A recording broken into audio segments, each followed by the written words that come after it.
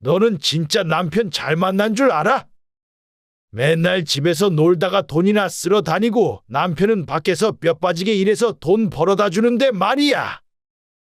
내가 돈을 쓰긴 뭘 얼마나 썼다고 그래? 이거 겨우 10,000원짜리야.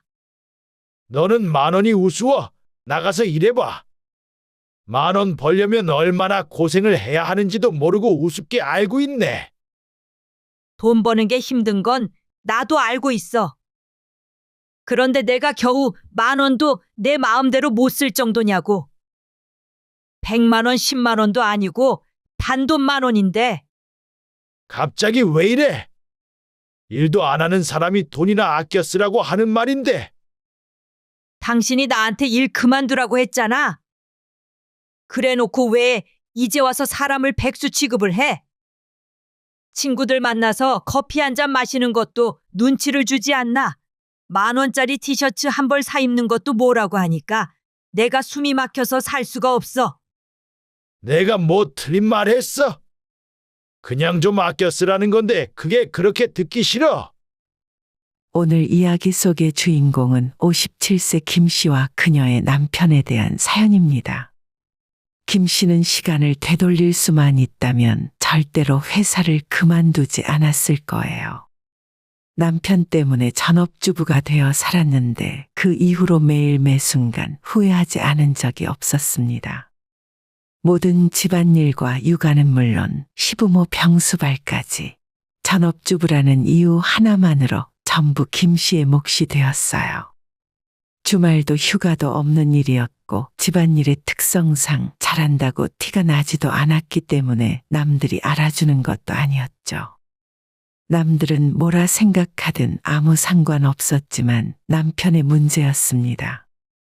자식들이 학창시절 공부를 잘하지 못하면 그것도 김 씨가 아이들 교육을 소홀히 했기 때문이었고 생활비가 부족하면 김 씨가 알뜰하게 쓰지 못한 탓이었어요. 매달 돈을 벌어다 주는 것 외에는 모든 집안일에 신경을 쓰지 않는 남편이었고 심지어 자기 부모에 대한 효도조차도 김 씨에게 다 떠넘겼습니다. 그러면서도 자신 덕분에 김 씨가 호강을 하며 산다는 말을 자주 했어요. 그렇게 좋은 팔자라면 입장을 바꿔 하루만 살아보라 하고 싶었습니다. 이 나이에 단돈 10,000원을 쓸 때도 남편의 눈치를 봐야 하는 처지로는 더 이상 살고 싶지도 않았죠. 김 씨에게는 아들만 둘이 있었습니다. 둘 다 괜찮은 대학을 나와 한 녀석은 대기업, 한 녀석은 공무원으로 일을 하고 있었어요. 김 씨는 아들만 봐도 배가 부르고 뿌듯해야 했지만 실제로는 그렇지 않았죠. 그동안 본인의 인생을 돌이켜보면 공허한 마음만 들었습니다. 김 씨와 남편은 자식들 교육에 정말 최선을 다했어요. 그 중에서도 남편은 자식들 성적과 대학에 집착을 하는 것처럼 느껴졌습니다. 그러니 김 씨가 40대 초반까지 잘만 다니던 직장을 그만두고 자식들 뒷바라지에 모든 걸 다 바치게 만들었어요. 당신도 일하는 거 힘들다면서. 이참에 회사 그만두고 애들 공부 뒷바라지만 열심히 해. 부모가 신경 쓰는 만큼 애들 대학이 달라지는 법이야. 내가 회사 그만두면 당신 혼자 벌어서 괜찮겠어? 그럼 내가 버는 돈으로 충분하지. 우리가 빚이 있는 것도 아니고. 사실 김 씨의 남편이 좋은 직장을 다니고 있었기 때문에 벌이가 적은 건 아니었지만 직장인이라 불안한 마음도 있었어요. 그렇게 김 씨는 40대 나이에 전업주부가 되었고 처음엔 회사를 다니지 않아도 되니 괜찮다는 생각도 들었습니다. 당시에 첫째는 초등학교 6학년이었고 둘째는 3학년이었어요. 아이들이 아침에 학교를 가고 나면 혼자 집에 남아 있었습니다. 낮에는 집안일을 했고 아이들이 학교가 끝나면 김 씨가 자가용으로 학원 앞까지 데려다 주는 일을 했어요. 아이들의 동선을 최대한 절약해서 학원을 하나라도 더 보내자는 남편의 뜻이었죠. 그러다 보니 오후가 되면 김 씨는 정신이 하나도 없었습니다. 아들만 둘이고 학원의 아이들과 남편의 저녁밥까지 생각을 해야 했으니 시간 계산을 잘해야만 했죠. 그리고 집안일도 막상 전업으로 해보니 전혀 쉬운 일은 아니었습니다. 그래도 맞벌이를 할 때는 남편이 절반 정도는 도와주었는데 이제는 김 씨가 전업주부라 그런 일이 완전히 사라졌어요. 주부가 된 뒤에는 예전보다 집안일에 대한 남편의 눈높이가 높아졌기 때문에 좀 더 신경을 써야만 했습니다. 당신은 어째 집에만 있으면서 반찬이 매일 똑같아? 똑같기는 찌개도 방금 끓였고 나물도 새로 무친 거야. 이런 거 말고 뭐 색다른 거 없어? 시간도 많은데. 시간이 많긴 뭐가 많아. 나도 집에서 놀고 먹는 게 아니야. 하루 종일 청소했고 애들 학원 따라다녔잖아. 청소를 한 게 이거야? 매번 이래라 저래라 잔소리하는 남편이 정말 얄미웠어요.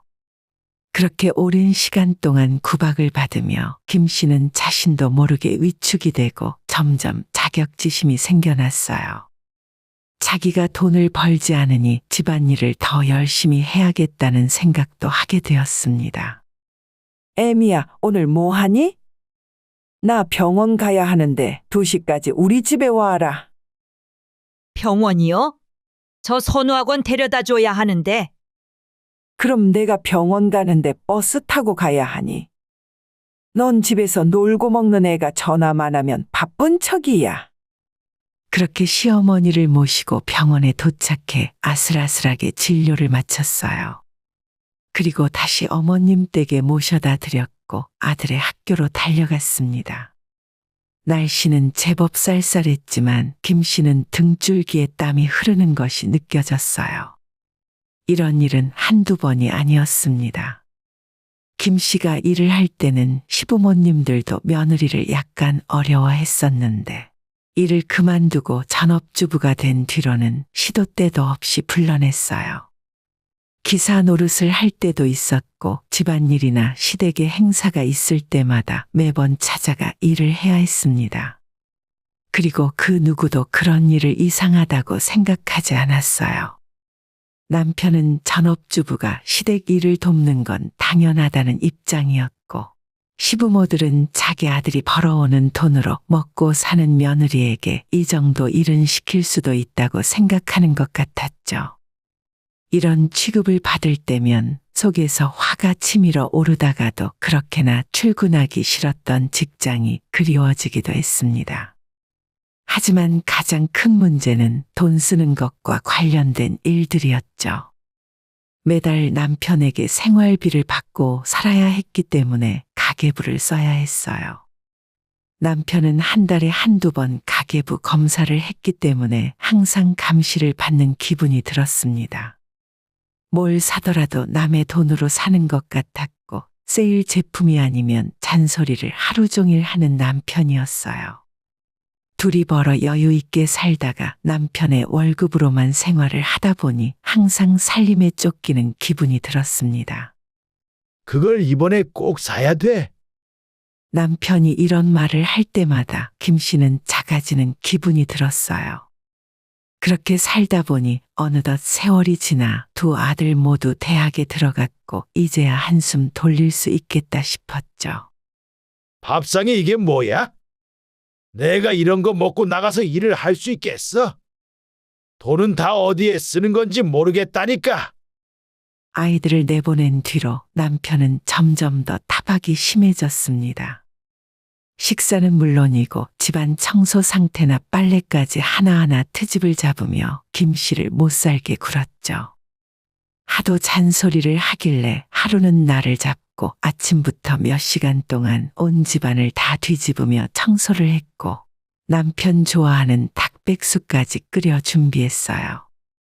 남편이 약간의 칭찬이라도 해주길 바랬지만 퇴근하고 돌아온 남편은 소파에 걸터 앉아 김 씨에게 이렇게 말을 했습니다. 그런데 너는 집에서 대체 하루 종일 뭘 하는 거야? 김 씨가 너무 어이가 없어서 그날 하루 종일 했던 일을 이야기했더니 남편은 듣기 싫다는 듯 그 정도는 전업주부가 당연히 해야 하는 일이라고 말했죠. 자신이 하는 일을 우습게 하는 남편에게 이런 취급을 받으며 더 이상은 살고 싶지 않았어요. 이제라도 직장을 다시 구해서 나가야겠다는 마음을 먹게 되었습니다. 경력이 10년 이상 단절됐기 때문에 할 수 있는 일은 많지 않았고 무엇을 해야 하나 고민을 하고 있었는데 하필 그때 시어머니가 쓰러지셨어요. 다행히 정신은 차리셨지만 혼자서는 거동을 거의 할 수가 없어서 일상생활에서도 누군가의 도움이 필요한 상황이었죠. 당신이 매일 낮에 우리 엄마 좀 찾아가서 병간호 해드려야겠어. 남편의 말에 김 씨는 매일같이 시댁에 출근을 해 시어머니 수발을 들어야만 했습니다. 형님이나 다른 사람들도 같이 나눠서 하면 안 돼? 당신 형제가 셋인데 이걸 왜 나 혼자 해야 하는 거야? 다들 일하느라 바빠. 집에서 노는 사람은 당신뿐이잖아. 실제로 형제들은 다들 맞벌이로 일을 하고 있었고 김 씨만 전업주부였죠. 하지만 주말이 되면 자기들은 골프도 치고 놀러 다니는데 어머니 돌보는 일은 오직 김 씨에게만 떠넘겼어요. 회사를 그만두고 전업주부가 된 것이 이토록 후회가 된 적은 없었습니다. 남편은 김 씨가 하는 일에 대해서 전혀 고마워하지 않았어요. 지난 5년 동안 김 씨는 혼자 부모의 병수발을 들었고 재작년에 시어머니가 돌아가시게 되면서 그 생활에서 해방이 되었습니다. 시어머니 장례식에서도 그 이후에도 남편이며 시댁 형제들 그 누구도 김 씨에게 고맙다는 인사 한마디가 없었어요. 이제라도 나가서 일을 해야 했지만 너무 나이가 들다 보니 밖에 나가 새로운 일을 하는 것이 두려운 마음도 있었습니다. 차일피일 일자리 구하는 걸 미루는 사이에 남편의 구박은 더욱 심해졌어요. 남편은 회사에서 돈 버는 일이 세상에서 가장 힘든 일이라 생각했고 집에서 살림을 하는 김 씨는 밥 먹고 노는 사람이라 생각했습니다. 그런 소리가 듣기 싫어 더욱 집안일을 열심히 했던 것 같아요. 어느 날 남편은 부서 사람들과 회식을 하고 늦게 집에 들어온다며 전화가 왔고 김 씨는 하루 종일 이불 빨래와 대청소를 하고 피곤해 낮잠을 1시간 자고 일어났습니다. 시간은 이미 6시가 다 되어가고 있었고 저녁 준비가 전혀 되어 있지 않았어요. 남편도 늦게 온다고 하니 이제와 저녁 준비를 하기보다는 있는 찬밥에 물을 말아 대충 한 끼를 때우려다가 문득 양념치킨이 먹고 싶다는 생각이 들었습니다. 남편은 나이가 들고 고지혈증 때문에 튀긴 음식을 거의 먹지 못해서 아이들이 독립을 하고 난 뒤로 치킨을 먹어본 지가 언제인지 기억도 나지 않았어요. 양념치킨의 냉장고에 있는 맥주 한 잔을 마시면 참 좋겠다는 생각을 하다가 동네 치킨집 전화번호를 뒤지기 시작했죠.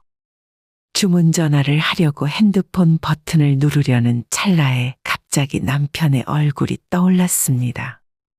김 씨가 치킨을 배달시켜 먹었다는 사실을 나중에라도 남편이 알게 된다면 못마땅해 하는 그 표정이 생각났죠. 그래서 주문을 하기가 망설여졌어요. 10분 정도를 그렇게 고민을 하다가 내가 왜 이 나이에 치킨 한 마리 때문에 이렇게까지 망설여야 하나 서러운 생각마저 들더라고요. 바로 핸드폰으로 치킨을 주문했고 냉장고에 있던 남편의 맥주까지 꺼내서 혼자만의 즐거운 저녁 식사를 했습니다. 양이 너무 많아 반도 먹지 못했고 남은 건 다음날 먹으려고 냉장고에 넣어두었어요. 그리고 집에 돌아온 남편이 다음날 아침에 일어나 물을 마시려고 냉장고를 열다가 김 씨가 남겨둔 치킨 박스를 발견했습니다. 너는 어제 혼자 치킨 시켜 먹었어. 김 씨가 그렇다고 하니 혀를 쯧쯧 차고는 더는 아무런 말도 하지 않았지만 왠지 눈치가 엄청 보이더라고요. 그리고 김 씨는 출근을 하지 않게 된 뒤로 새 옷을 사는 일이 거의 없었어요. 외출도 잘하지 않았고 가끔 친구들을 만나는 것 외에는 새로운 사람을 만날 일도 없으니 본인의 옷을 잘 사지 않게 되었습니다. 당신은 옷이 이것밖에 없어? 맨날 그것만 입는 것 같네. 오죽했으면 같이 외출을 하려던 남편이 김 씨의 옷차림을 지적할 정도였죠. 자기가 봐도 옷이 너무 없다 싶었고 그걸 남편이 지적을 하니 약간 창피한 생각까지 들었습니다. 결국 며칠 후 마트에 장을 보러 갔다가 세일을 하는 코너에서 블라우스를 한 벌 골랐어요. 조금 화려한 것 같기도 했지만 평소에 입는 옷들이 너무 무난한 것들 뿐이라 가끔 한 번씩 약속 있을 땐 이런 걸 입어도 괜찮겠다 싶었죠. 가격도 80% 세일을 하고 있어서 10,000원이 조금 넘었습니다. 그렇게 새 옷을 사서 기분이 좋았고 저녁에 퇴근한 남편 앞에 새 옷을 입고 보여주었어요. 어때? 괜찮아 보여? 뭐야, 당신 옷 샀어? 얼마 전에 당신도 내가 옷이 없는 것 같다고 했잖아. 부부 동반 모임 나가거나 친척들 만날 때 입고 나가려고 하나 샀어. 마침 세일을 해서 별로 비싸게 주지도 않았고. 김 씨의 말이 끝나기 전에 남편은 깊게 한숨을 쉬더니 이렇게 말을 하더라고요. 너는 진짜 남편 잘 만난 줄 알아? 맨날 집에서 놀다가 돈이나 쓸어 다니고 남편은 밖에서 뼈 빠지게 일해서 돈 벌어다 주는데 말이야. 정말 어처구니가 없었습니다. 자기 입으로도 옷이 그게 뭐냐고 할 땐 언제고 이제는 옷을 샀다는 이유로 과소비를 하는 사람으로 몰아갔어요. 내가 돈을 쓰긴 뭘 얼마나 썼다고 그래? 이거 겨우 10,000원짜리야. 너는 10,000원이 우스워. 나가서 일해봐. 10,000원 벌려면 얼마나 고생을 해야 하는지도 모르고 우습게 알고 있네. 남편의 공격적인 반응에 김 씨는 어처구니가 없었지만 억울한 마음을 참을 수가 없었죠.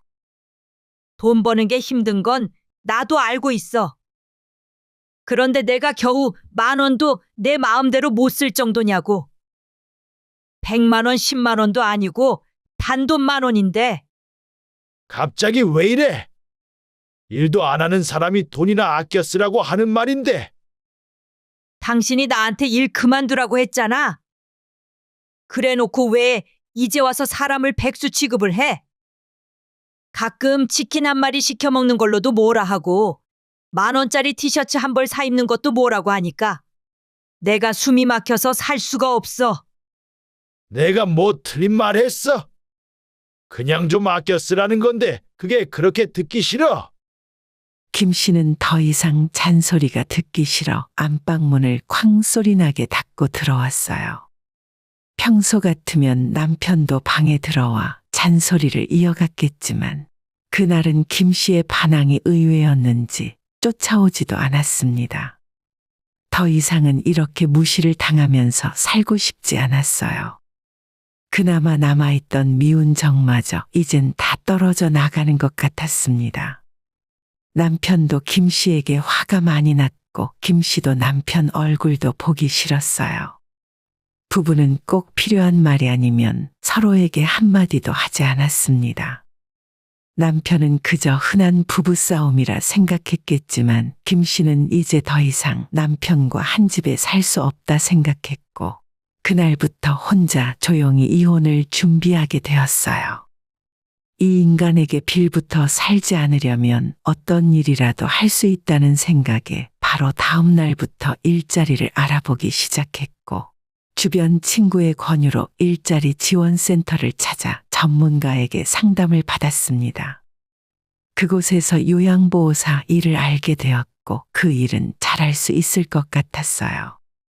남편 모르게 혼자 자격증 준비도 해서 얼마 후 자격증까지 취득하였고 본격적으로 일을 시작하게 되었습니다. 김 씨는 취직이 확정된 후에 남편에게 일을 시작한다고 말을 했어요. 하지만 남편은 김 씨가 일을 한다고 말하자 오히려 못마땅한 것 같았습니다.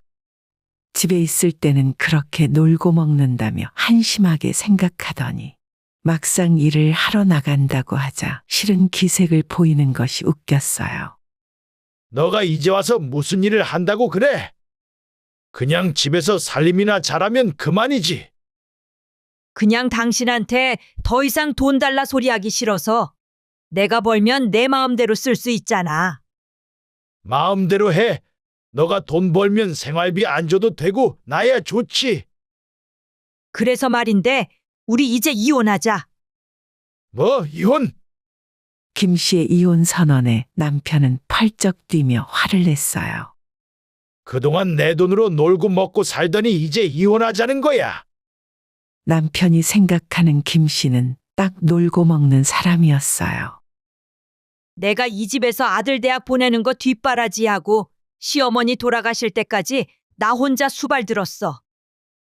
이 정도면 내가 할 만큼 했다고 생각해.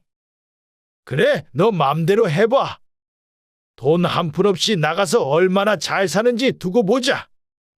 남편은 김 씨를 빈손으로 쫓아내기라도 할 것처럼 이야기했어요. 하지만 그건 남편이 정하는 것이 아니라 법원에서 정할 문제였습니다. 아무리 10년 넘게 집에서 살림을 했다 하더라도 그 공은 법적으로 인정이 되었죠. 김 씨는 바로 변호사를 찾아가 이혼 소송을 시작했고, 뒤늦게 사태의 심각성을 깨달은 남편은 김 씨에게 사과를 했습니다. 여보, 내가 잘못 생각했어. 그간 힘들었으면 진작 나한테 이야기를 하지. 당신이 그동안 내가 하는 이야기를 귀담아 들은 적은 있고, 당신도 나 먹여 살리느라 고생 많았어. 앞으로는 당신 버는 돈 혼자 다 쓰면서 편하게 살아. 김 씨는 그렇게 남편과 작별을 했습니다. 6개월의 재판 끝에 이혼을 하게 되었고 남편 재산의 절반 가까이 받아 나올 수 있었죠. 김 씨는 이토록 후련하고 행복했던 적이 없다고 생각했습니다. 남편의 재산을 절반 가져왔더니 엄청 큰 돈은 아니지만 혼자 살 만한 전셋집을 구할 수 있었고, 본인이 스스로 일을 하게 되면서 생활비 걱정은 하지 않아도 될 정도였어요. 남편은 땅을 치고 후회했고, 마지막 이혼 재판이 끝나고 법정을 나서면서도 김 씨 앞에 무릎을 꿇고 빌었지만 끝내 돌아가지 않았습니다. 더 이상은 남편 눈치를 보며 살고 싶지 않았고, 그동안 받았던 상처가 자꾸 떠올라 남편과 한 공간에 있는 것도 소름 끼치게 싫었기 때문이에요. 김 씨가 이상적으로 생각하던 노후의 모습은 아니었지만 지금 하루하루가 너무 충실하고 행복하다 생각합니다. 일을 할 수 있다는 것이 이렇게나 좋은지 예전 직장 다닐 때는 미처 몰랐던 사실이죠. 오늘의 영상은 여기까지입니다. 이 글을 보신 모든 분들의 노년에 웃음과 행복만 가득하기를 기원합니다.